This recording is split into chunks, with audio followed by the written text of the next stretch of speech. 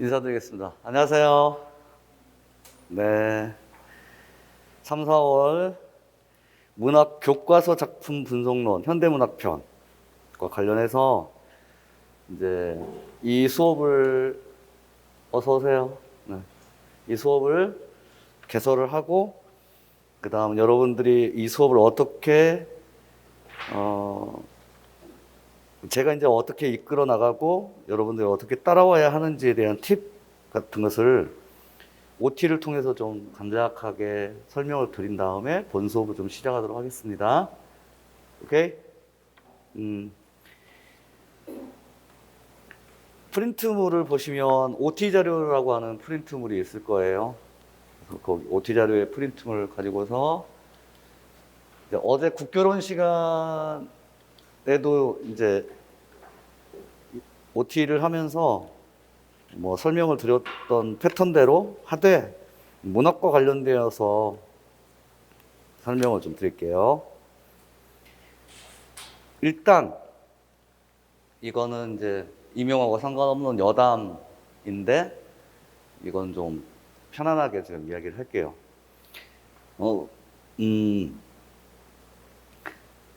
제가 원래 국교론으로 임용을 처음 시작했어요. 2009년도에 어제 이제 말을 했었죠. 그죠? 그리고 이제 그 당시에는 제가 팀 수업을 해서 이제 문학 선생님 또 문법 선생님이 따로 계셨어요. 그래서 세 명이서 한 팀이 돼서 그러다가 2015학년도에 서술형 문제가 나온 그 다음 이후에 15학년도 붙어서 그렇죠. 제 조교가 그때 이제 지금은 이제 합격한 남자 조교가 문학이 너무 힘들대요. 근데 그때 당시에 그 학생이 사수를 했었는데도 오히려 저는 이제 국교론이 어렵다는 말을 많이 들었었어요. 왜냐하면 여러분들이 뭐 중고등학교 때도 들어본 적이 없고 학부 때도 뭐 운이 좋으면 모르겠지만 안 그러면 이렇게 문학 교수님이 보통 국교론을 가르치시거나 문법 교수님이 가르치시는 경우가 있어요. 거기에다가 합법특수 작문 세 가지나 교육 과정을 좀 곁들여서 가르쳐줘야 되는데 그렇지 않은 경우도 있고 심지어는 이제 3년 전에는 모 대학에서 조교가 연락이 왔었어요, 저한테.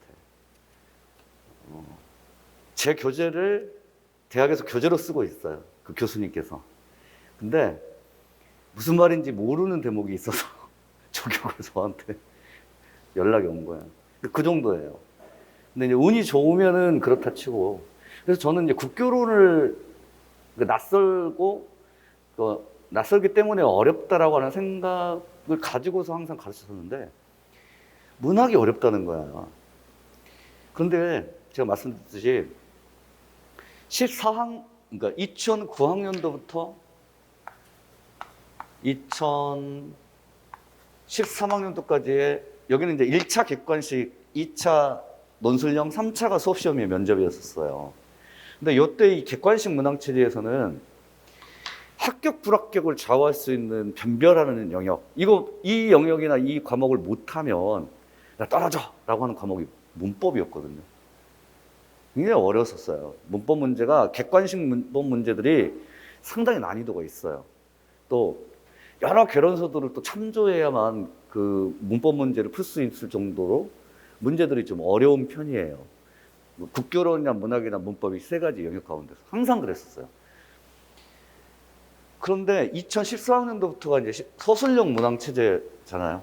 이때부터서가 이제 서답형이라고 하죠. 서답형 문항 체제에서는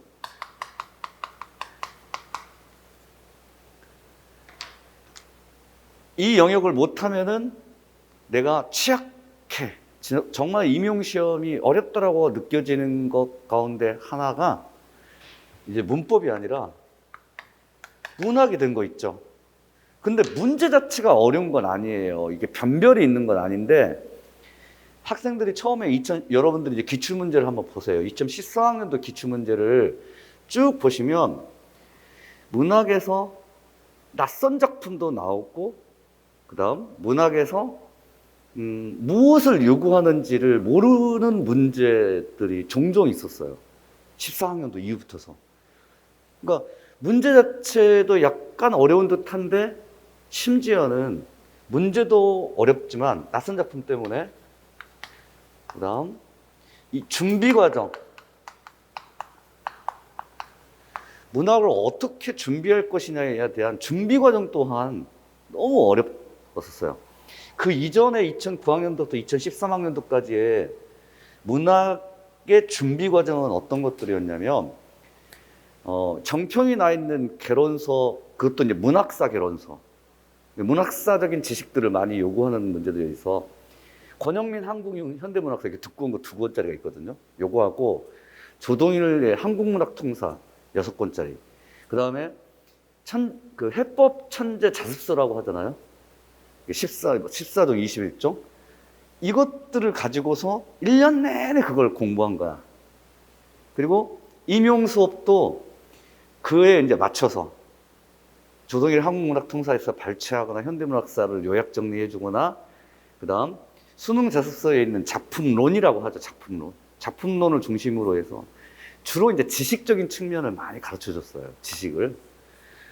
근데 서답형 체제로서 바뀌고 나서는 일단 그 수능 자습서나 개론서에 실려 있는 작품이 아닌 경우도 이렇게 나와요. 14학년도에는 김기택의 유리얘기라고 하는 작품이 나왔어요. 들어보셨어요? 김기택 시인? 들어보셨어요? 유리얘기라고 하는 낯선 시를 가지고서 문제로 나와서 학생들이 이 다음부터서 준비 과정이 그거 있잖아요. 낯선 시 읽기라고 하는. 그런 그 책을 가지고서 이 다음부터서 본 거야, 이제. 그런 식으로. 그러면서 그 제 조교가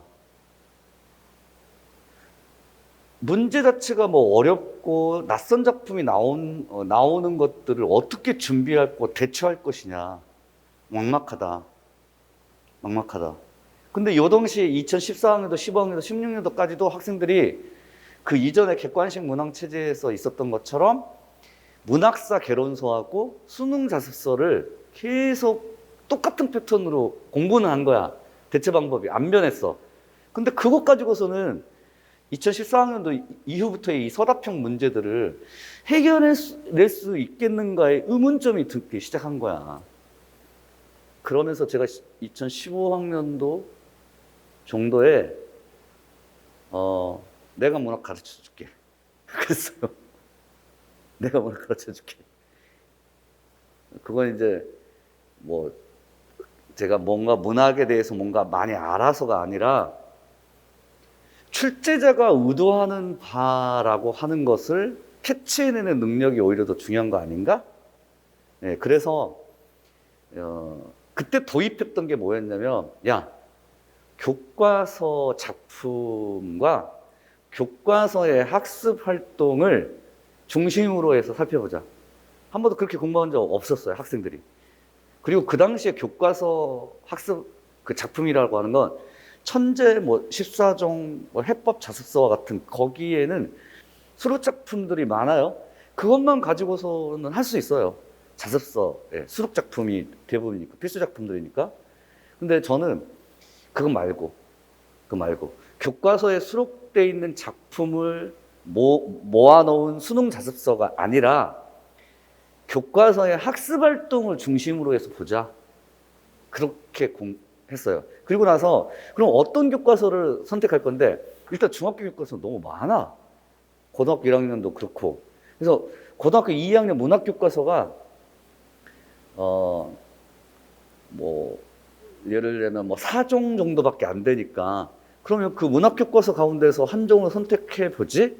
라고 해가지고 그 당시에 한 종의 교과서하고 다른 하나의 교과서는 보충의 형식으로 아예 교과서를 가지고서 강의를 했었어요. 교과서를.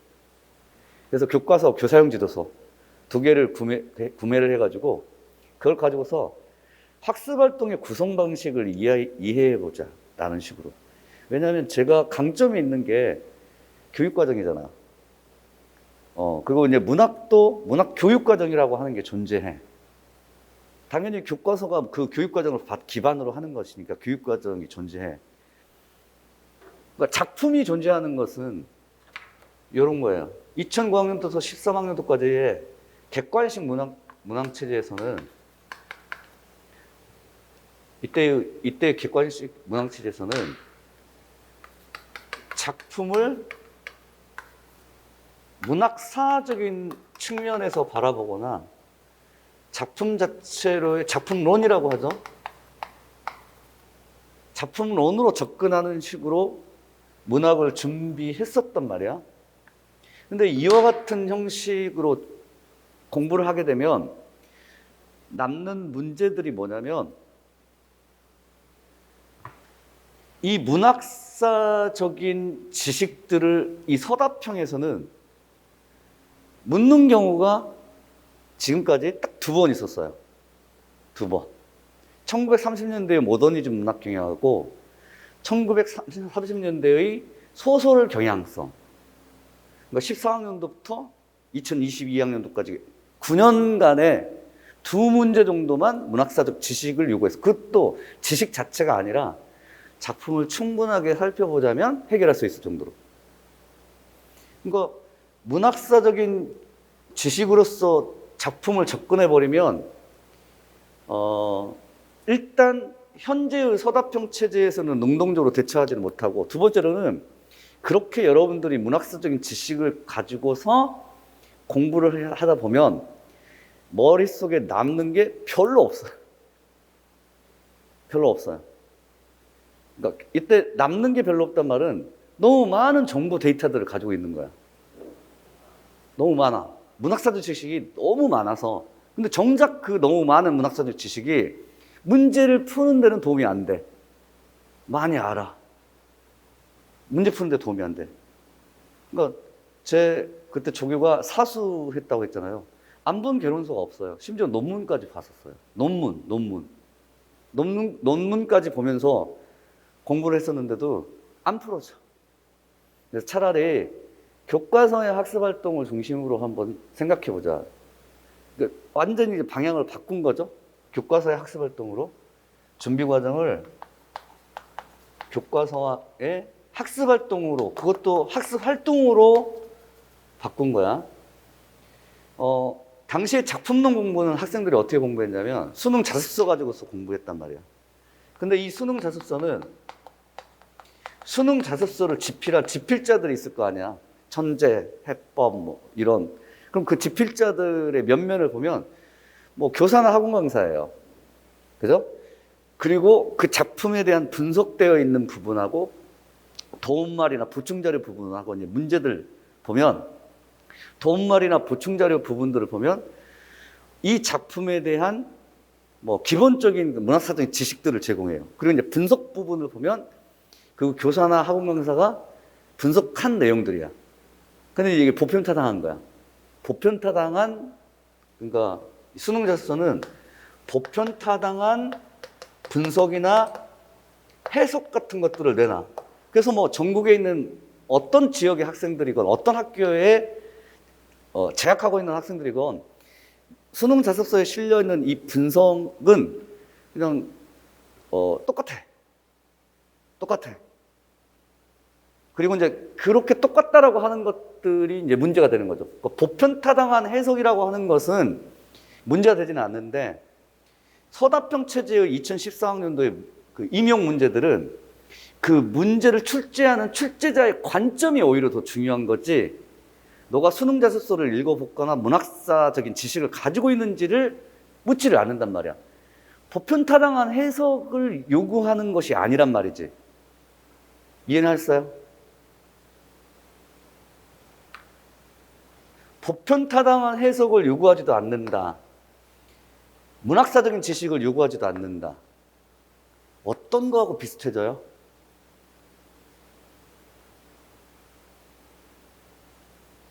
어떤 시험 문제의 형태하고 비슷해져요? 어떤 시험? 그치. 그래요. 수능이 그래. 고등학교 학생들에게, 물론 고등학생들이 학교 교육 현장에서 가져야 할 어느 정도의 문학사적인 지식은 배우긴 해. 그렇지만 그럼에도 불구하고 문학사적인 지식을 단순 암기 형식으로 묻지는 않아. 보기로 주어질 수 있어. 보기. 또 지문으로는 주어질 수 있어. 맞죠? 보기나 지문으로 주어질 수는 있으나 그것을 직접 묻지는 않아. 보기나 지문을 통하여 해석할 것을 요구는 한 거지. 맞죠? 거기에다가 보편타당한 해석을 요구하지 않아. 수능 자습서에 실려있는 식으로. 이 작품은 수능 자습서에 이렇게 해석되는데 그와 같은 해석 방식으로 다 맞는 거 틀린 거 이거 아니야. 출제자가 요구하는 관점이 오히려 더 중요해. 맞죠? 거기에 이제 하나 더 수능에서 추가를 해보자면 개념이야. 개념이요? 국교론과 같은 개념어요? 예를 들면 뭐 사회적 상호작용, 의미 공유 이런 것들처럼 수능에서도 개념을 물어본다고요? 네. 수능의 선택지들을 보세요. 선택지들을 보시면 화자와 의원 간의 정서적인 친밀감을 엿보게 만든다. 틀리냐 맞느냐. 그럼 여기서 핵심 키워드가 개념이 뭐냐면 정서적 친밀감 이런 개념이야. 이런 개념. 또는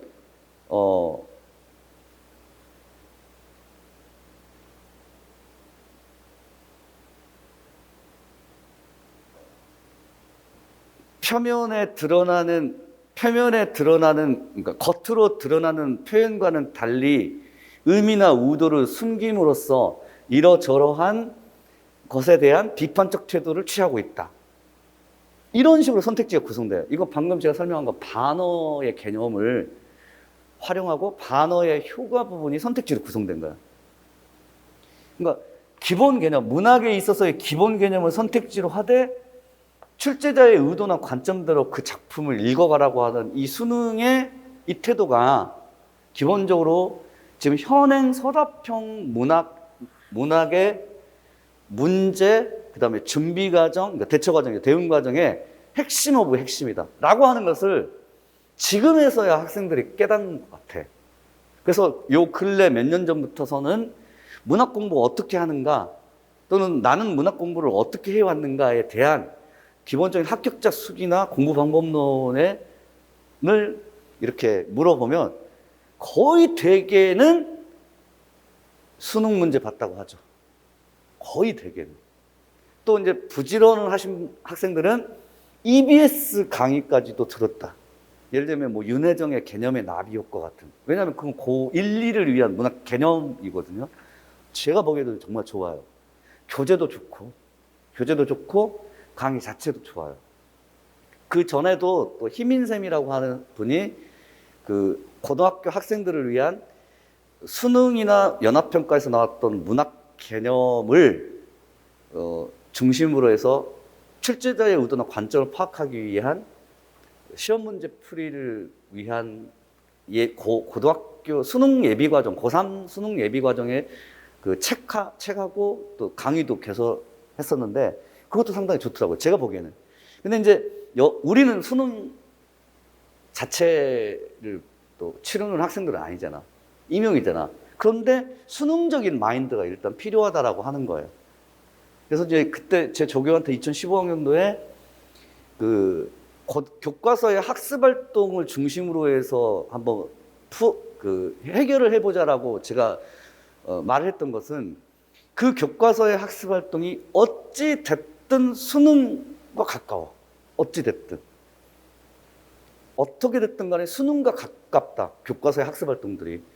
현재 수능은 거의 교과서에서 내신에서 다뤄졌던 내용들을 기반으로 해요. 물론 뭐 EBS의 교재와의 연계율이 뭐 50%가 되어야 한다라고 하긴 하지만 기본적으로 고교 교육 과정의 내신에 충실한 학생들이 수능을 준비하도록 해. 원래 수능도 94학년도 그 전에 막 94학년도에 초창기 수능부터 2004년도까지 한 10여 년간은 수능이 학교 교육 현장을 벗어난 그러한 그 문제를 또 많고 해가지고 계속해서 교육과정 평가원에서는 교육 현장에서 배웠던 학습 내용들을 토대로 하라고 요청을 많이 해요.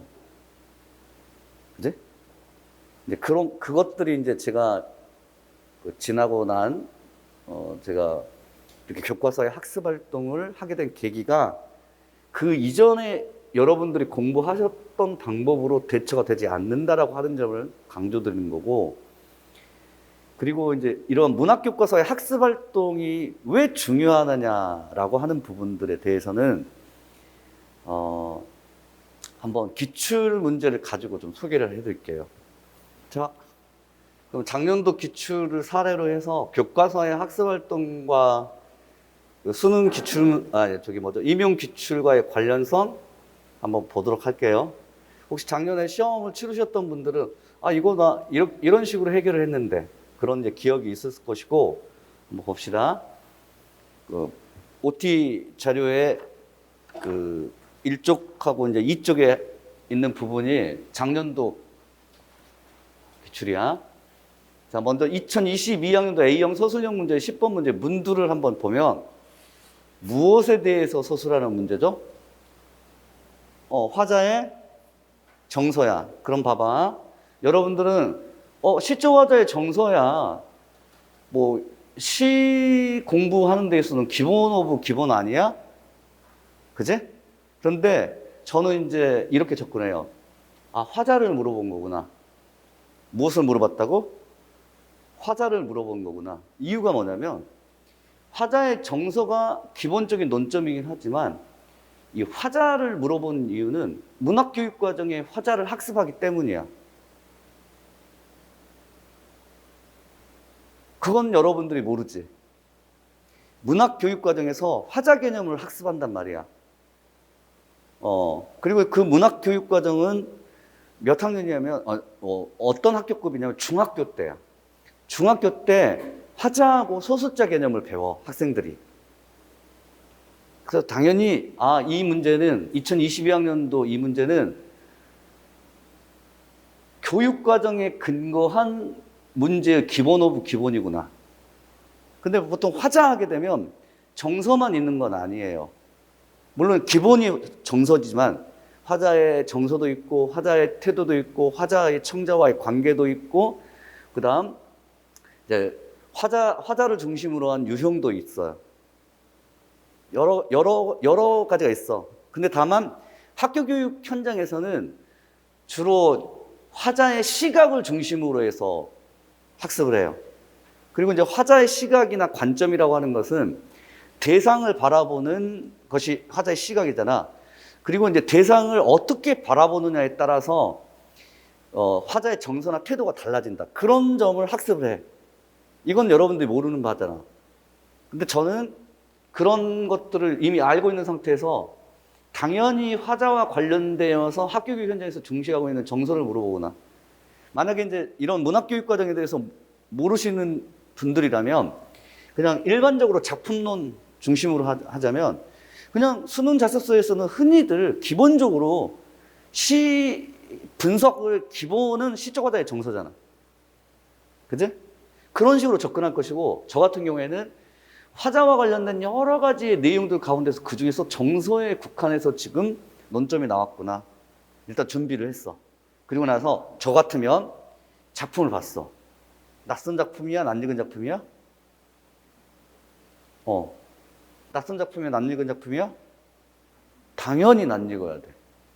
당연히. 왜냐? 수능 기출 때도 등장한 적이 있었고, 흔히들 백석의 기본적인 대표적인 시 하게 되면 남신우주 유동 박시봉방하고 이 작품이니까.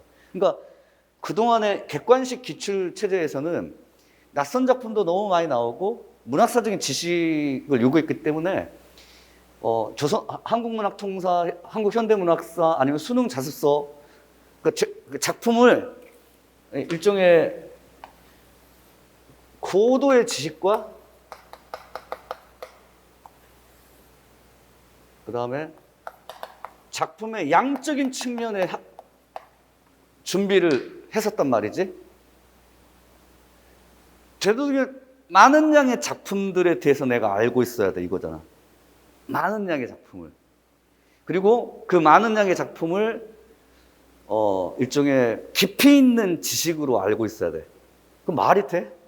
그래서 문학이 어려운 거야. 준비 과정이 되도록이면 많은 양, 근데 깊이가 있는, 그게 어떻게 가능하냐고. 그게 어떻게 가능해.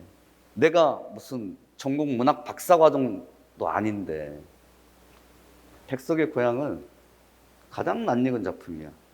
그리고 최근 3개년에, 그러니까 2014학년도, 이제 이 당시 14학년도, 15학년도, 16학년도 요 정도에는 낯선 작품들이 종종 나왔었어요. 근데 최근 한 3개년의 작품들을 보면 낯선 작품이라고는 고전 소설에서 한두 문제를 제외하고는 전부 다 낯익은 작품이에요. 그래, 낯익은 작품이야? 그럼 문제는, 내가 알고 있는 작품이 나왔어. 이렇게 해서 막 박수치고 좋아할 일이지. 절대 아니다. 왜냐? 일단 알고 있는 거야? 그럼 알고 있는 거라면 봐봐. 백석의 고향의 시적화의 정서는 이거 알고 있어야 돼. 가만히 있자. 그러니까 암기가 되어야만 백석의 고향에서의 시적화의 정서는 무엇이다라고 하는 것이 도출될 텐데, 그럼 아는 게 아니잖아. 암기도 안 됐고 내면화도 안 됐고. 결국엔 다시 이제 이 문제를 풀어봐야 되는 거죠. 거기에다가 저 좀 보세요. 작성 방법에서 지금 요구하고 있는 게 뭐였냐면, 당연히 문도에서 보자면 시적화자의 정서를 물어봤으니까, 그럼 여러분들이 이제 그 수능 자습서라든가 아니면 문학사적인 지식을 통하여 그 가지고 있었던 백석의 고향에 나타난 시적화자의 정서는 무엇이다 정도는 단순 암기식으로 만약 알고 있다고 생각해봐. 근데 그 알고 있는 것조차도 여기서 뭐라고 했어? 출제자의 관점으로 접근해야만 정답을 도출할 수 있다. 그러니까 백석의 고향의 시적화자의 정서는 무엇이다를 물어본 게 아니라, 여기에서는 백석의 시적화자의 정서를 이런 식으로 도출하라는 거야. 이런 식으로. 요게 핵심이지, 요게 핵심이지. 도출 과정이 중요한 거야. 도출 과정이. 백석의 고향의 시적화자의 정서는 무엇이다. 그게 중요한 게 아니라 그 이유는 이것이다. 이유나 근거, 화자의 정서를 이렇게 도출한 그 근거를 여기에서 찾으라는 거야. 여기에서 대비되는 시공간에서 찾으라는 거야. 이해했어요? 근데 이와 같은 접근 방식은 여러분들이 본 적이 있냐고. 없어. 첫 번째, 왜 없느냐? 보통 여러분들이 화자의 정서와 같은 개념을 공부하실 때는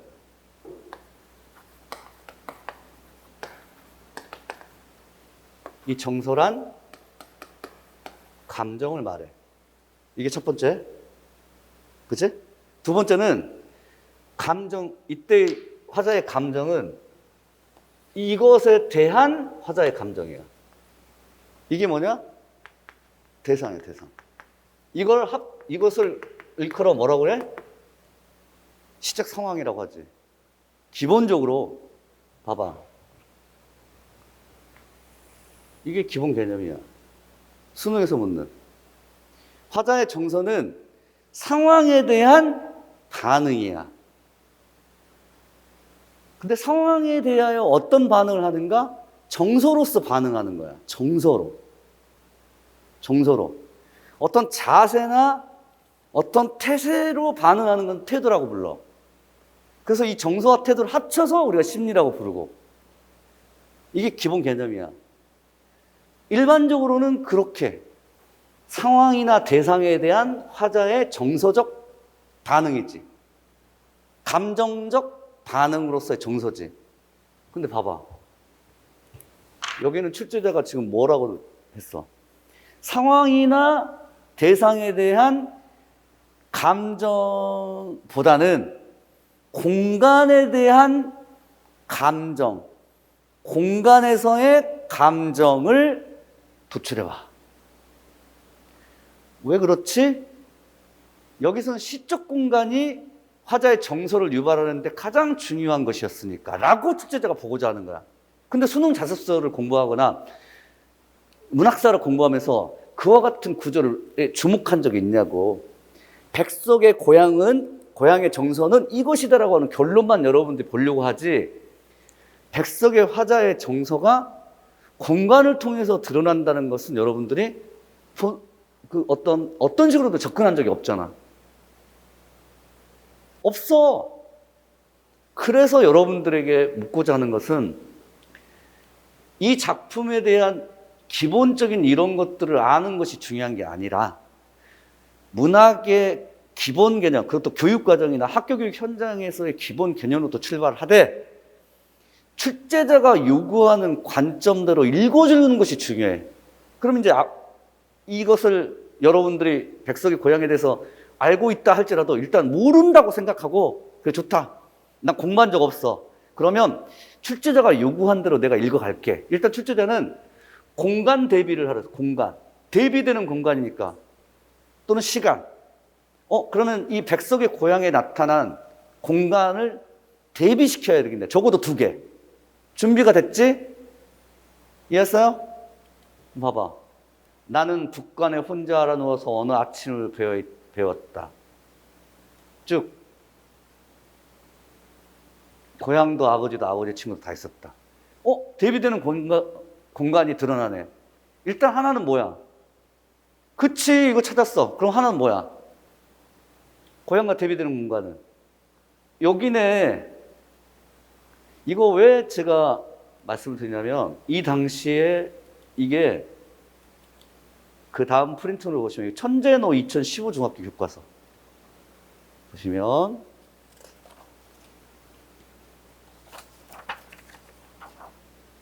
이쪽에 천재노 중학교 교과서. 이게 백석의 고향이 중학교 교과서에 실린 작품이야. 그래. 근데 실려 있다는 게 중요한 게 아니야. 어떠한 관점으로 실려 있느냐가 더 중요한 거잖아. 그죠? 그래서 이제 이 당시에 제가 여기 보세요. 이 문학반에서 수업을 할 때 백석의 고향을 분석이나 해석을 할 때 북간이라고 하는 이 지명에 주목하라라고 말씀드린 바가 있어요. 왜냐고요? 일단 제목이 고향이잖아. 고향인데 자기 고향의 지명을, 나는 예를 들면 내가 경주라면 나는 경주에 혼자 알아누워 할 때 자신의 고향의 지명을 시에서나 소설에서 보이는 경우는 드물어. 여기서 나오는 이 지명은 자기 고향이 아니기 때문에 그런 거야. 그러니까 여기서 나는 북간에 혼자 알아눕는단 말은 고향이 아닌 공간에서, 여기서 고향이 아닌 공간은 뭐죠? 당연히 타향이지. 타향에서 라고 이렇게 분석해야 돼 라고 주목한 적이 있었고, 그 이유는 이 천재노 교과서의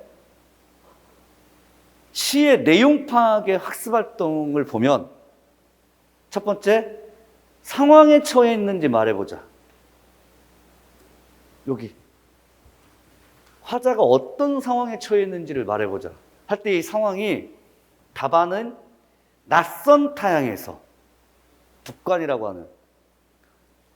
그런데 의원을 만난 사건이 있었어.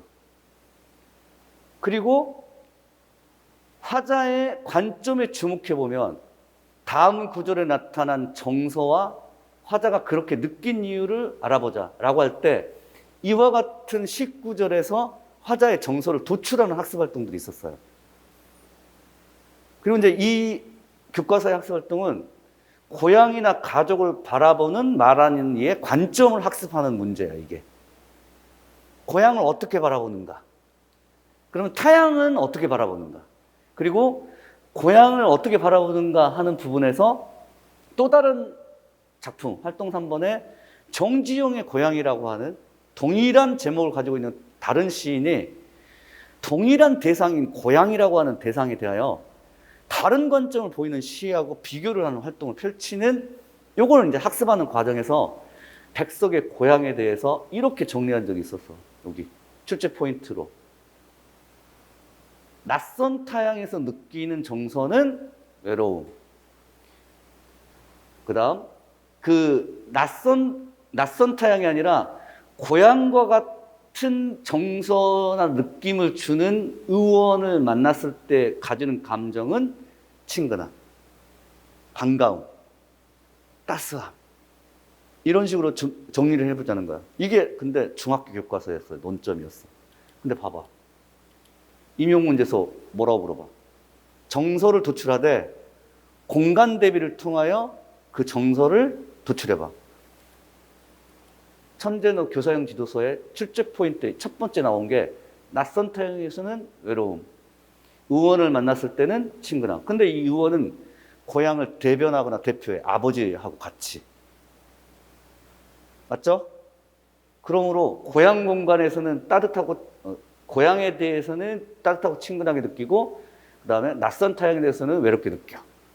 또는 학습활동을 통해서도 보자면 여기서 말하는 이가 고향이나 가족을 바라보는 관점은 말하는 이의 정서는 따스함과 반가움과 친근함. 이유는 이렇고 그래서 말하는 이의 고향에 대한 관점은 정겹고 친근한 공간으로 바라봄 또는 따스함과 그리움을 느끼게 하는 대상으로 고향을 바라봄. 이런 것들을 학습을 했다고.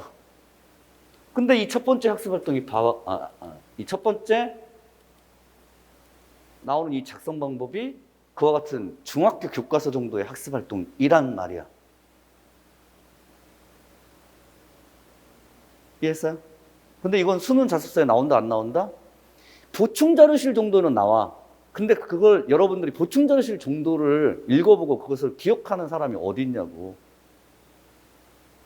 그냥 백석의 고향을 그리워하거나 고향을 따스하게 느끼거나 그 정도는 기억하겠지만 그다음 두 번째로는 또 이것도 중요해. 뭐냐면 무엇을 물어봤죠? 무엇을 물어봤죠? 소통 방식을 물어봤잖아. 여러분들 소통이 뭐야?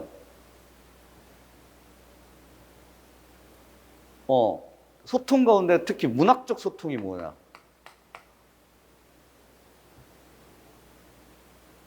일단 소통이라고 하는 개념을 들어본 적이 있어, 없어? 있지, 의사소통할 때. 그럼 의사소통이라고 하는 것은 그 구조를 보자면 누가 있어? 발신자가 있고, 그 다음 수신자가 있고, 중간에는 메시지가 있는데 이걸 문학으로 보자는 거지. 그러면 발신자는 누구야? 작가. 수신자는 누구야? 독자. 메시지는 뭐야? 작품이겠지. 근데 또 하나 시죠, 시. 시에서 화자 개념을 배우게 되면 소통의 관점으로 접근할 때야만이 화자 개념을 학습할 수 있어. 학교교육 현장에서는. 그래서 예를 들면 발신자 작가,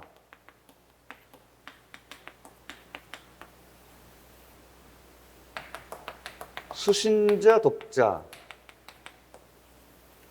이 둘 사이에서 매개하고 있는 작품, 이게 문학의 소통 구조라면 이 작품 안에서도 소통 구조가 있어. 작품 안에서도. 그때 작품 안에서의 소통 구조에서 또 다른 발신자는 누구야? 그 화자지, 화자. 화자와 대비되는 수신자는 청자지. 화자가 청자에게 무엇인가를 뭐한다. 이해했어요? 이런 화자 개념을 배울 때 작품의 내적 소통 구조를 배워. 그러니까 소통이라고 하는 것은 저와 같은 발신자하고 수신자의 과정이야. 근데 이제 여기 있는 이 문제는 봐봐. 화자와 의원이야. 그러니까 청자가 있는 게 아니라 등장하는 인물이야. 인물이 등장해, 여기서는. 좀 독특하게. 의원이라고 하는 인물이 등장하고 화자하고 인물 사이에 이루어지는 것들이 존재해. 그죠? 보통의 시작품은 화자가 누군가 청자에게 엄마야 누나야 강변살자와 같이 그냥 존재하는 듯 존재하지 않는 듯하게 하지만 드러나는 청자야. 엄마야 누나야를 호칭하면서 강변의 살자라고 요청하는 그런 시인 반면에 이 시는 인물이 등장하잖아. 맞지? 인물이 등장하고 그 인물과 무엇을 하고 있지? 대화하잖아. 대화하잖아. 어디에서 그래? 여기서 그래, 이렇게. 이게 대화하는 거잖아. 이게 대화하는 거잖아. 문득 물어 고향이 어디냐 한다. 평안도 정주라는 곳이라고 내가 대답했다. 그러면 그것은 아무개 씨의 고향이라고 한다. 그러면 그 아무개 씨를 아느냐고 나에게 물어봤다. 그러면서 의원은 빙긋이 웃디고 그 아무개 씨와 막역지간이라고 수염을 쓸고 있다. 시인데 대화 형식으로 돼 있잖아. 그러므로 여기에서 지금 묻고자 하는 것은 뭐냐면 화자와 인물과의 대화. 근데 그 대화가 보통 우리가 대화라고 하는 것은 어떤 식으로 이루어지냐면 이와 같이 묻고 답하고 같은 소통 방식으로 이루어져. 언어적인 소통. 어디냐라고 묻고 무엇이라고 답하고 하는 묻고 답하는 대화의 방식이 언어적인 소통 방식으로 이루어졌었는데 여기서 이 소통 방식에만 주목하는 것이 아니라 또 다른 소통 방식 한 가지 더 서술해봐라. 이게 요구하잖아. 여기에서는 여기에 이제 주목하는 거야. 왜냐하면 화자와 의원이 정서적인 교감을 불러일으키는 소통 방식이 말을 통해서만 이루어지는 것이 아니라 말이 아닌 것을 통해서도 이루어지는 거야.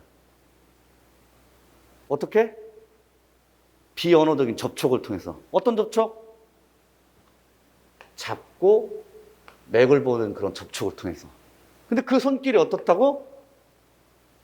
이렇다고. 이것이 곧 화자의 정서 아니었었어? 의원에게서 느껴지는 화자의 정서가 그 고향에 대한 정서하고 똑같잖아. 맞죠?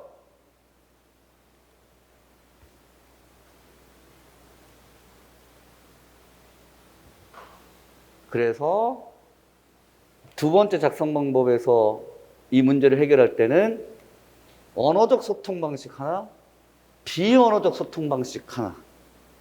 그 두 가지를 여러분들 찾을 수 있었느냐.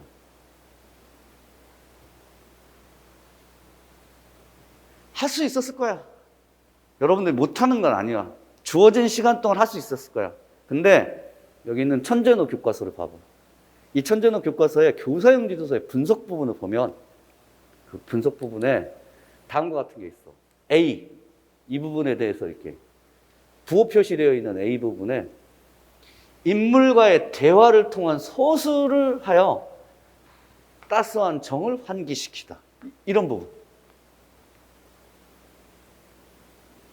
대화를 통하여 정을 환기시키다. 이런 부분은 교생지도서에 있는 부분이야. 또 아마도 그런 식으로 학교교육 현장에서 가르쳤을 것이라고 여러분들이. 그 다음 여기 이 부분. 손길이 따스하고 부드러운 것은 의원과 화자의 정서적 친밀감을 감각적으로 표현한 부분이야. 감각을 통하여. 이렇게 이제 학습했을 거라고. 그지? 근데 이것은 임용 문제로 치자면 이것은 인물 간의 대화, 언어적 소통 방식, 감각을 통하여, 여기는 촉각이지, 감각을 통하여 정서를 드러내는 친밀감이라고 하는 정서를 드러내는 방식. 이것은 이제 임용 문제로 치자면 비언어적인 소통 방식으로 화자와 인물 간의 정서적 교감을 드러냈다라고 하는 부분이 교사용 지도서에 존재해요. 있어요. 그래서 여기 보시면 손길이라고 하는 감각적 접촉을 통하여 고향에 대한 그리움, 향수를 드러내고 있다. 근데 왜 이게 중요하냐? 보통 여러분들이 이 백석의 고향이라는 작품의 수능 자습서, 수능 자습서를 보면 이런 표현들이 나와요. 그게 뭐냐면 주관적인 감정을 최대한 억제하고 객관적으로 묘사하여 고향에 대한 그리움과 향수를 드러내. 이런 거 수능 자습서에 봐. 다른 말로 이야기하면 백석의 고향이라고 하는 시는 화자의 정서가 직접 드러나는 것은 아니야. 객관화돼 있어. 근데 그 객관화된 방식이 하나는 소설과 같은 인물의 대화 방식을 통해서 드러나고, 왜냐하면 묘사를 하고 있으니까. 두 번째로는 감각적 표현. 감각. 촉각이라고 하는 감각적 표현을 통해서 감정을 드러낸다. 이거는 여러분들이 이와 같은 내용들을 어디서 본 적이 있느냐? 정서를 객관화시켜서 드러내는 거. 예를 드는 작품 같은 경우에는 정지용의 유리창 같은 걸 생각하면 돼. 아들을 잃은 슬픔이라고 하는 정서를 주관적으로 토로하는 직접 드러내는 방식이 아니라 객관화시켜서 드러내는 거죠. 그걸 절제하면서 드러낸다고 하잖아. 그와 같은 내용이고, 감정의 절제, 객관화시켜서 나타낸다. 두 번째로는 작품을 통해서는 그래. 정지용의 유리창이라는 작품을 통해서는 그렇고, 두 번째로는 객관적 상관물이라고 들어봤어? 들어봤잖아. 이 상관물도 정서를 직접 내는 것이 아니라 어떤 분위기나 소재나 대상을 통하여 정서를 환기시켜주는 장치잖아. 기법이고. 근데 이 소설은, 아니, 이 백석의 고향이라는 작품은 상관물은 아니야. 상관물은 아니나, 이와 같은 객관화된 장면 묘사를 중심으로 해서 감정을 절제시켜. 그래서 이것은 시라고 하기보다는 약간 소설처럼 어떤 한 인물이 있고 그 인물이 어떤 상황에서 어떤 사건을 겪었던 특정 장면을 묘사하는 듯한 작품이야. 이게 수능 자습서의 설명이야. 이해하시죠? 그래서 그러한 식으로 여러분들이 이 문제를 바라보면, 아하, 이 문제, 이 백석의 고향이라고 하는 문제는 보편타당한 해석. 벗어났어? 안 벗어났어? 안 벗어났어. 안 벗어났어. 뭐 출제자의 특정한 관점이라고 하는 것은 특별하게 존재하진 않아.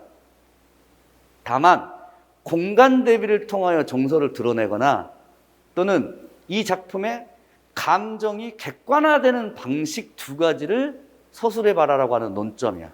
그래서 수능 자습서에는 실려 있는 보편타당한 해석을 중심으로 하는 것이되 특정한 출제자의 관점은 없어. 그럼에도 불구하고 우리들이 백석의 고향이라고 하는 작품의 저와 같은 문제 스타일을 보면서 느낀 점이 있어야 돼. 아, 나 이렇게 공부해야 되겠구나, 이거야. 어떻게 준비를 하느냐? 철저하게 기본으로 들어가야 돼, 기본으로 돌아가. 그리고 그 기본이 일종의 뭐 예를 들면 문학적 개념일 수도 있고 교육 현장에서 가르쳐지거나 학습되는 일종의 교육 과정에서 언급되고 있는 것들의 하나예요. 국하나요. 그러니까 어떤 문학적 사적 지식들을 여기서는 요청하거나 요구하는 문제들이 아니라는 소리야. 한마디로 이야기하면. 이해하셨죠? 그래서 이런 문제를 이제 맞닥뜨리는 것은 앞으로도 계속해서 이제 보게 될 거야. 이게 선생님 저는 이런 소통 방식을 묻는 것은 처음 봐요라고 하지만 처음 보는 게 아니야. 그냥 일반화된 개념으로 보자면은 감정의 절제 객관화 표현, 객관적 상관물 이런 개념들을 통해서도 여러분들이 들어본 적이 있었고 정지용의 유리창과 같은 작품을 통해서 들어본 적이 있었고 그 다음 백석의 고향의 일반적인 수능 자습서에서 항상 화자의 정서 쪽을 물어보기도 하고 고향에 대한 대상에 대한 그리움의 정서를 드러낸다. 다만 여기에서 이 문제에서는 대비되는 시공간이라고 하는 조금 더 출제자의 관점이 드러나 있을 뿐. 그 정도야. 그리고 결론적으로 말하자면 이미 이와 같은 위에 임용 문제에서 묻는 논점들 두 가지, 정서를 물어보되 대비되는 시공간, 그 다음에 감정을 절제화시키는 방법 두 가지. 여기서는 이제 감정을 객관화시키는 방법이 언어적 대화, 그 다음에 비언어적 소통, 인물의 행동이죠. 인물의 말과 행동이죠. 인물의 말과 행동. 소설처럼. 인물의 말, 인물의 행동, 이것만 묘사되어 있지 감정이 직접 드러난 게 아니야. 이 시의 특징이. 소설처럼 인물과 인물들이 대화를 나누고 어떤 한 인물이 다른 인물에게, 여기서는 이제 인물이 화자에게, 의원이 화자에게 행동을 취해. 그것만 객관적으로 묘사해. 그러니까 시인데도 소설처럼 느껴져. 그와 같은 논점으로 이 문제가 나왔을 때 천재너 수능, 교사형 지도서 혹은 교사형 지도서죠. 중학교 교과서의 작품 분석을 보면 이 시의 특징으로는 인물 간의 대화를 통한 소설 방식으로 정서를 환기시킨다. 시인데 소설처럼 해석해줘야 돼. 그지? 그 다음에 이제 감각적인 표현으로서 친밀감을 드러낸다. 여기서는 이제 인물과 인물의 행동인데 여기에서 이제 출제자의 이제 논점이 조금 다르다라고 하는 것을 이제 이해할 수 있을 거예요. 이런 내용들은 중학교 때 이미 학습한 내용들이라고, 교육 현장에서. 근데 이제 중학교 교과서의 학습 활동들을 풀다 보면 이런 특징. 감각적이다. 대화 형식을 서사적으로 구성했다. 시적 상황을 압축적으로 수술했다. 이런 특징들을 이제는 이해할 수 있겠어. 지금 이 임용 문제의 논점이 이런 논점이야. 이 시는 독특하다. 대화 형식으로 상황을 묘사해서 소술하는 방식의 시이다. 근데 이런 특징들을 여러분들 수능 자습을 통해서 암기를 했겠지만 지금은 이제 이해를 하셔야 돼요. 중학교 때 배워요. 이거. 중학교 때. 놀랍죠? 그리고 이제 저는 작년도에 이 시를 모고 문제로 10회차에 낸 적이 있었어요. 마지막 10회차. 저도 몰랐는데 시험을 치르고 난 학생이 마지막 모고 10회차 문제에 나왔던 백석의 고향이 출제가 됐다고 너무 좋아한 거야. 생각해보니까 내가 냈어. 근데 그때 냈던 논점은 요거 있었어. 같은 대상을 바라보되 서로 다른 시각, 요걸로. 정지용의 고향과 백석의 고향의 대비. 고향 공간에 대한 대비. 말하는 이의 관점이 다르다. 이런 문제로 이제 출제를 해서 내가 이것에만 주목하면 안 되겠구나. 무엇에도 주목하냐면 앞에 있는 내용학습들도 좀 주목해 봐야 되겠구나. 목표학습과 내용학습이 있다면 너무 목표학습 쪽으로만 여러분들을 가르쳐 왔다. 반성하고 내용학습도 또한 중시를 해야 되겠다. 그렇게 이제 결론을 냅니다. 그래서 이런 형태로 여러분들이 이제 준비를 하셔야 돼요. 어떻게? 교과서의 학습 활동을 중심으로 해서 여러분들이 공부를 하다 보면 출제자의 관점과 맞닿아 있을 것이라는 거예요. 감히 예측 가능하다.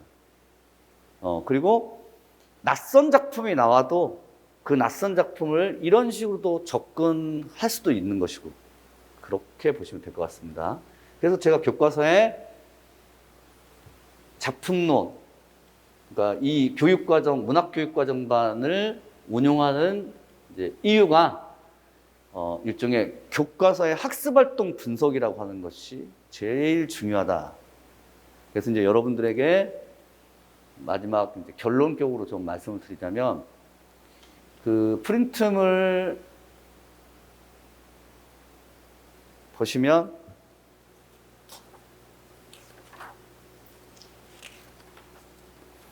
8쪽부터 10쪽까지 8쪽부터 10쪽까지가 8쪽부터 10쪽까지죠. 이게 문학교육과정의 성취 기준들이에요. 어제 국교론의 성취 기준처럼. 이건 외울 필요가 없어요. 외울 필요는 없는데 이 문학교육과정의 성취 기준이 어떠한 문학 개념을 학습자들에게 학습시키고자 하는지에 대한 내용들, 그 내용들을 앞으로 다룰 것이다. 앞으로 3, 4월 동안 다룰 것이고, 그래서 이제 크게 뭐 예를 들면 문학의 본질, 그다음에 문학의 수용과 생산, 그다음에 세 번째로는 이제 문학과 상, 문학과 태도죠. 그다음 네 번째로는 갈래 이론. 그래서 이제 크게 네 가지의 테마로 각각의 교육과정의 성취 기준에서 다뤄지는 내용들을 여러분들하고 같이 학습할 것이다. 다만 교과서에 있는 작품으로. 그리고 이제 그 교과서 작품들은, 수록 작품들은 10쪽 부분에 넘겨보시면 13쪽이죠. 13쪽에 보시면 방금 문학교육과정의 성취 기준별로 이렇게 나눠보면 이와 같은 작품들이 이렇게 지금 여러분들이 학습해야 할 작품들이야. 학습해야 할 작품들. 작품 목록이죠, 이게. 근데 그 작품 목록은, 여기 보세요. 여기 보시면, 가령, 이게 성취 기준, 2015 교육과정의 성취 기준이야. 요것을 제가 설명한 다음에 이게 무엇을 의미하는가? 그리고 이제 이 교육과정의 성취 기준과 관련하여서 세 개의 작품으로 이 교육과정의 성취 기준이 어떻게 학습 활동으로 구체화되는가를 말씀드릴 거야. 그럴 때 이 작품들 가운데서 예를 들면 최두성의 성의꽃이라고 하는 작품은 미래엔 2009 교과서에 실려 있고 그 교과서의 학습 활동을 보게 될 거야. 근데 여러분들이 따로 하시거나 제가 이제 어느 정도 언급은 할 텐데 기출 문제를 반드시 끼워서 봐야 돼. 이해했어요? 기출 문제를 반드시 봐야 돼. 그래서 옆에 제가 교과서의 수록 작품에 해당하는 임용 기출 연도를 이렇게 표시를 했어요. 되도록이면 그렇게 표시를 해서 공부를 하실 때 이 작품들을 기억하는 것도 좋지만 이게 어떤 논점으로 당시에 출제가 되었다라고 하는 논점을 알아야 돼. 논점이 중요해. 예를 들자면 저 좀 보세요. 이 교육과정의 성취 기준은 2015 중학교에 나오는 심미적인 인식이 형성화된 언어예술이라는 문학 개념을 학습 성취 기준이야. 그 성취 기준을 학습할 때 최두석의 성의꽃을 가지고서 최두석의 성의꽃이 나타난 심미적인 인식에 형성화된 언어예술을 학습할 거야. 그런데 그렇게 학습 활동이 나와. 근데 2020학년도 A형 수술용 문제는 과연 그와 같은 논점으로 출제가 됐는가? 이거 확인해 주셔야 돼.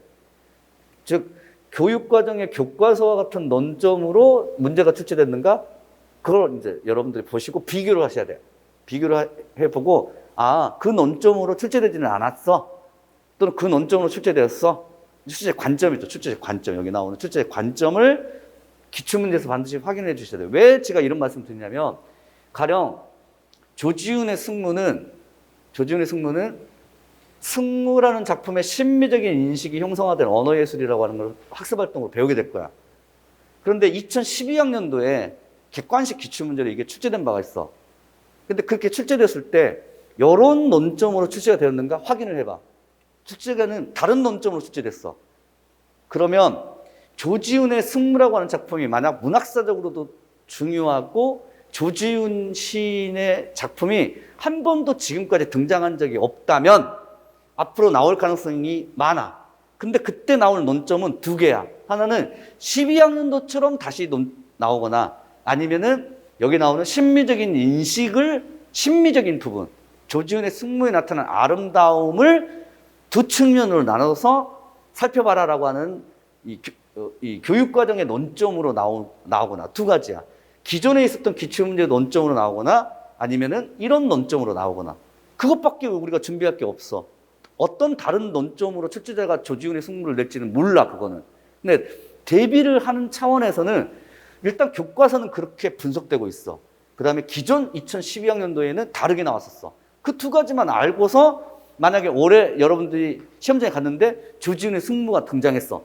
그러면 조지훈의 승무가 딱 등장하는 순간 여러분들이 가지고 있는 백인지식은 두 가지 해야 돼. 첫 번째, 2012학년도에 출제된 바가 있는데 그때 나온 논점이 이거였어. 이거 기억해야 되고. 두 번째, 송원영 문학 교과서반에서 배웠는데 그때는 승무에 나타난 아름다운 두 가지. 이거 배운 적이 있어.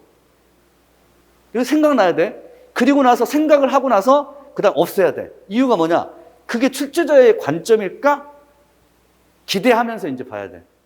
근데 다행히도 출제자가 우리가 학습했던 그런 관점이나 기존에 있었던 임용기출문제 논점을 벗어나지 않는다면 내가 알고 있는 방향대로 보편사당한 해석 같은 알고 있는 방향대로 출제자가 출제했구나. 그런데 그게 아니야. 이렇게 조지훈의 승무를 바라보라는 것은 내가 본 적이 없어. 그건 출제자의 관점이야. 자, 그러면 여러분들이 두 가지 중에 하나야. 반응이 첫 번째, 아는 작품인데 내가 원래 알고 있었던 방식으로 나오지 않았다는 점에서 당황. 그치? 두 번째, 안정을 취해야 돼. 어떤 안정? 너도 모르고 나도 몰라. 조지훈의 승무에 대해서 모른다는 게 아니라 그 논점을 모른다는 소리야. 그러면 이 문제는 나도 틀릴 수 있고 너도 틀릴 수 있어. 그래서 안정을 취해야 돼. 이해하셨죠? 만약에 낯익은 작품이 나온다면 이것도 반응이 두 가지야. 첫 번째, 안정감. 낯익은 작품이 나왔어. 백석의 고향과 같은. 근데 두 번째, 불안함. 한 번도 나는 이와 같은 식으로 본 적이 이 작품을 접근한 적이 없어. 불안함. 그러니까 아는 작품이 나와도 불안한 건 마찬가지고 낯선 작품이 나와도 또는 낯선 작품이 나와도 접근 방식이 내가 이 작품을 이런 식으로 접근하는 것은 한번 한 적이 있는데 김광균의 은수저라고 하는 작품이 작년도에 나왔었죠. 은수저. 네, 그 김광균의 은수저는 굉장히 낯선 작품이라고 해요. 근데 이 김광균의 은수저는 사실 낯선 작품이 아니라 항상 이 작품이 거론될 때 짝으로 연계해서 보라는 작품으로 항상 거론돼요. 어떤 작품? 김광균의 은수저는 이 작품과 함께 항상 거론되기도 해요. 어떤 작품? 오늘 수업 시간에 제가 말했던 작품이에요. 정주영의 유리창. 아들을 잃은 슬픔과 관련되어서. 그러니까 혈육의 죽음이지. 그러니까 논점이 비슷할 수도 있어요. 논점이 비슷할 수 있어. 그러니까 어떤 의미에서 보자면 낯선 작품이어도 묻고자 하는 논점은 똑같을 수도 있다. 그런 식으로 이제 여러분들이 알아두시고, 그래서 제가 옆에다 이제 임용 기출을 항상 표시해 줄 것이고, 그 다음에 두 번째, 여기 보시면 모란이 피기까지라는 작품이 지학사에서 수록되었을 때가 있고, 그 다음 좀 더 보시면 이게 문학의 기능 및 역할 부분에 보시면 여기 4번에 비상교과서에 수록됐을 때, 같은 작품이 서로 다른 교과서 출판사에 수록될 수 있잖아. 그럴 수 있지. 근데 봐봐. 여기에 교육과정의 성취 기준은 문학의 기능의 측면을 학습할 때고 여기에서는 문학의 개념을 학습할 때야. 그러니까 교육과정의 성취 기준이 다르면 학습 활동도 당연히 다르고 접근 방식도 당연히 다른 거야. 그것을 또 염두에 둬야 돼. 같은 작품이라도 어떤 교육과정이냐에 따라서 접근 방식 혹은 학습 활동이 달라질 수 있다. 그건 당연한 거야. 당연한 거라고. 그래서 같은 작품이라도 서로 다른 교육과정의 성취 기준으로 이루어지면 어떻게 달라지는가도 한번 눈여겨보고, 그 다음 이제 그 빈 공간은 당연히 임용해서 기출 안 된 거야. 안 됐다면은 앞으로 나올 가능성을 또 염두에 두는 거죠. 그 다음에 또 하나는 제가 이 빈 공간을 남겨둔 이유가 1, 2월 기본이론반 때 제가 연합평가 수로작품 목록 올려준다고 했었고, 올려졌어요, 지금? 안 올라간 것 같아? 제가 직원한테 지난주차에 보냈는데 올려달라고 다시 한번 요청할게요. 20년까지 2003년도부터 2002년도부터 2020년까지 고 1, 2, 3 연합평가의 작품 목록을 한글 파일로 올려드리면 여러분들이 그것을 찾기를 통하여 이 작품들을 찾아줘야 돼. 무슨 말이냐? 모란이 피기까지는이 연합평가, 고 1, 2, 3 연합평가 때 문제가 출제된 적이 있느냐야. 수능을 준비하라고 했죠. 수능식으로. 수능은 당연히 고3인데 고1, 2, 3 연합평가, 특히 고1, 2 연합평가는 수능처럼 어렵게 나오진 않아요. 아주 낯익은 작품들이 많이 나와. 그러면 그 연합평가 때 만약에 고1 때 모란이 피기까지 했느니 고1 연합평가 때 출제된 적이 있다면 그때 나왔던 논점은 뭐지? 무엇을 물어봤느냐 이거지. 화자를 물어봤느냐?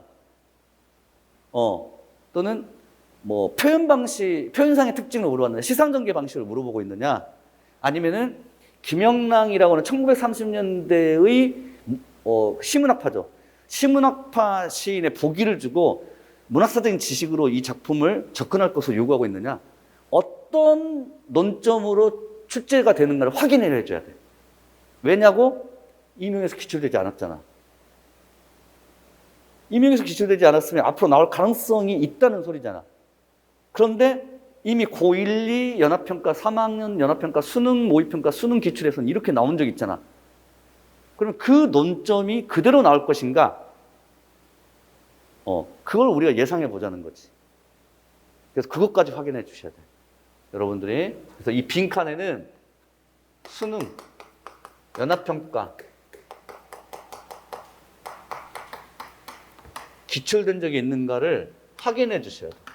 확인할 때는 논점, 관점을 확인해 주셔야 돼요. 어떤 관점으로 출제된 적이 있다. 무엇을 물어본 적이 있다. 이해하셨죠? 이것이 결론으로 여러분들이 작품을 공부하는 방법이야.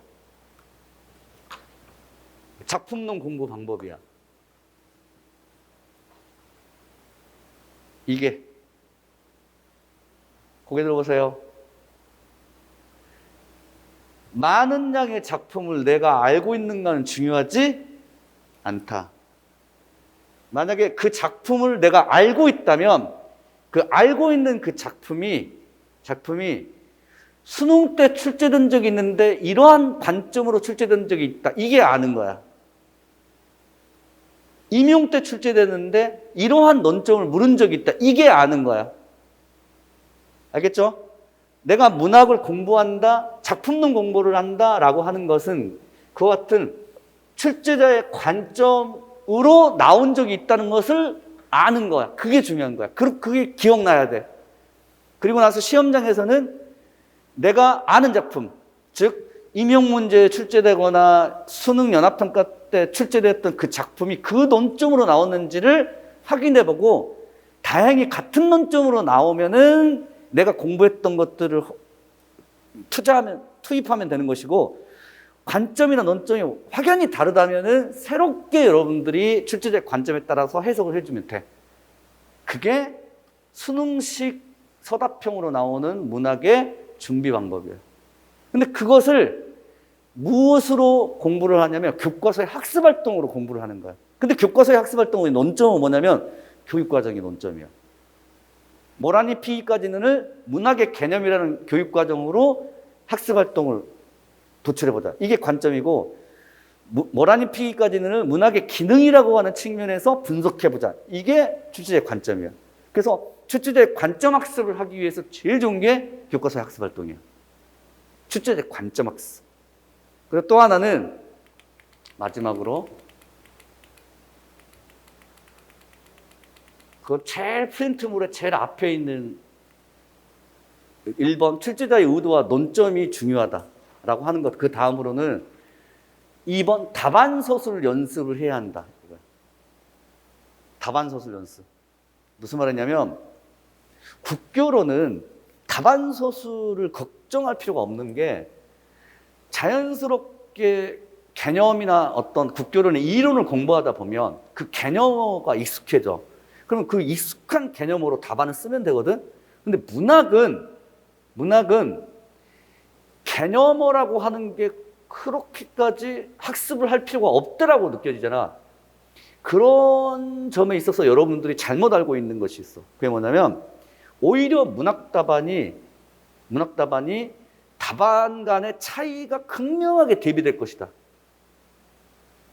어떤 학생의 답안은 문학적 개념으로 가득 차 있는 반면에 어떤 학생의 답안은 그냥 평이한 그 일상생활에 용어죠. 일상생활의 단어 구사로 답안이 서술되어 있는 경우 두 답안이 모두 다 논점은 맞는데 그것이 가지고 있는 어떤 차이점 이런 것도 극명하게 대비될 것이다.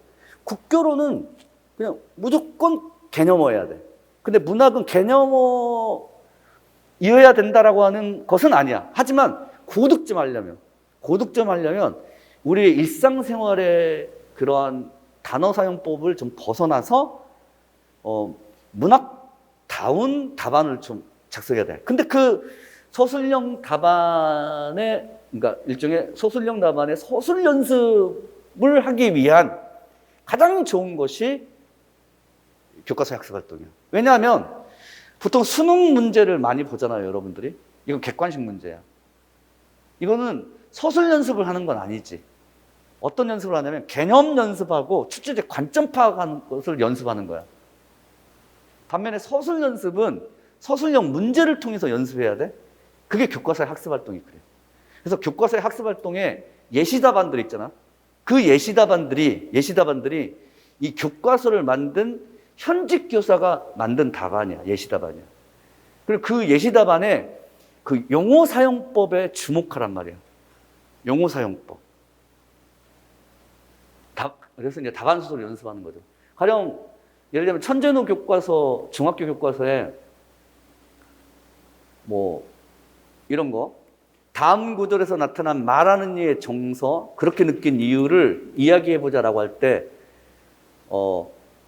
말하는 이의 정서는 무엇이다라고 하는 답안이 여기 예시 답안이 있어요.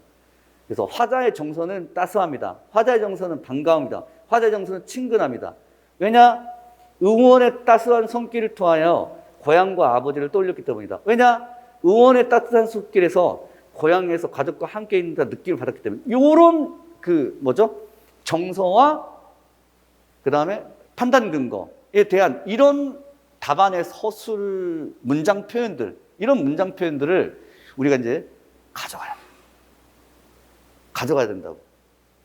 그래서 임용 답안에서 쓸 때 여러분들이 이 2022학년도 작년도의 문제에 고향에서 느끼는 화자의 정서는 무엇인가 있을 때 고향에서 느끼는 정서는 따스합니다. 고향에서 느끼는 정서는 정겨움이다. 고향에서 느끼는 정서는 인정이다.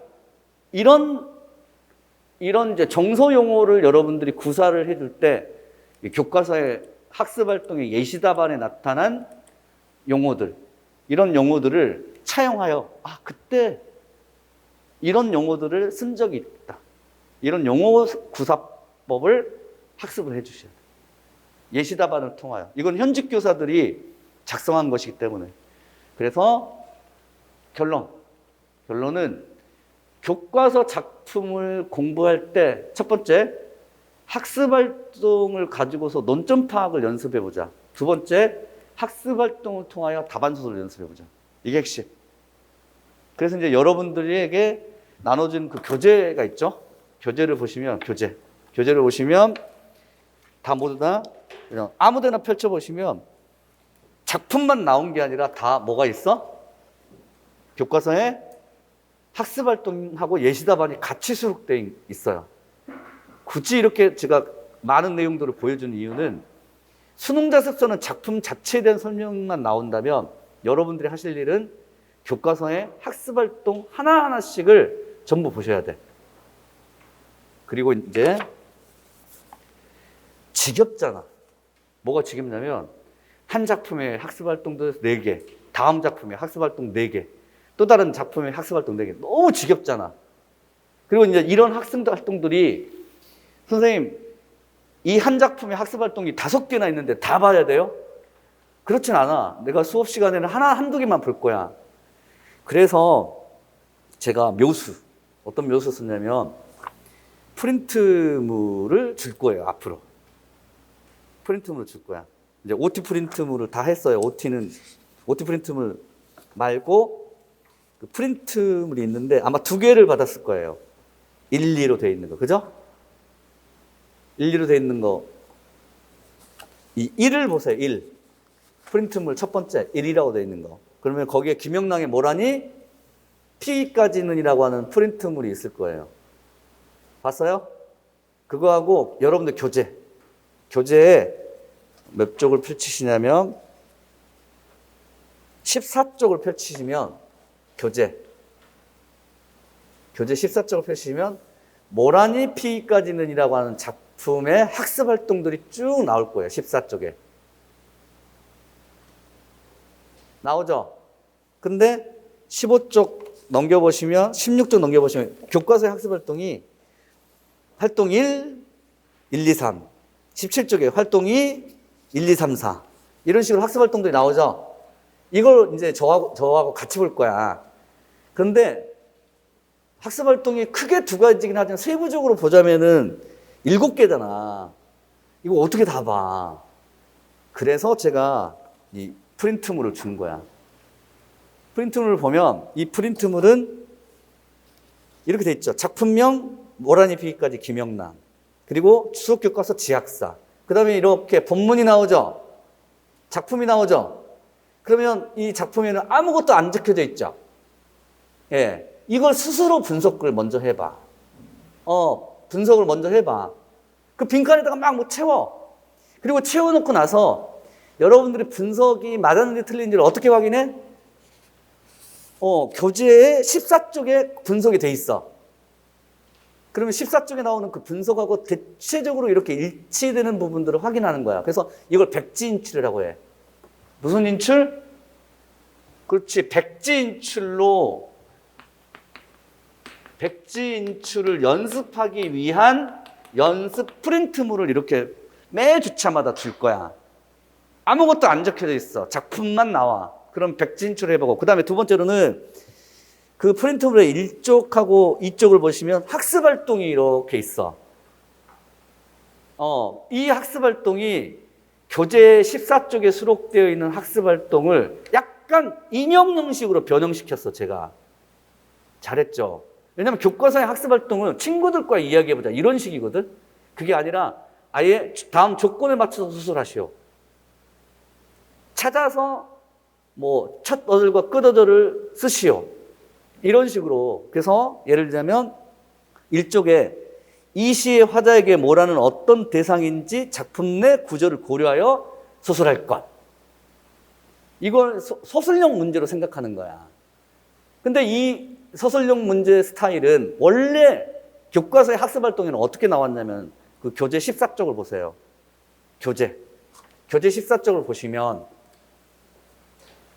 16쪽이죠. 16쪽에 보시면 활동 1번에 1번.